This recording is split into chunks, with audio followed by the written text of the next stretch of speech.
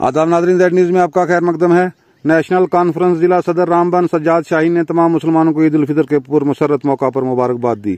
आगे देखिए हमारे नुमाइंदा अनीस शेख की ये रिपोर्ट। ईद उल फितर के मुबारक मौके पे मैं अपनी तरफ से और अपनी जमात की तरफ से उम्मत मुस्लिमा को, बिलखसूस रियासत जम्मू कश्मीर के अवाम को और खसूसन जिला रामबन के गयूर अवाम को दिल की अमीर गहराइयों से मुबारकबाद पेश करता हूँ। अल्लाह ताला से दुआ गो हूँ कि ये ईद हमारे लिए अमन व अमान के साथ साथ तरक्की और खुशहाली का पैगाम लेके आए और रियासत जम्मू कश्मीर के अवाम के मुश्किलात को आसान करे।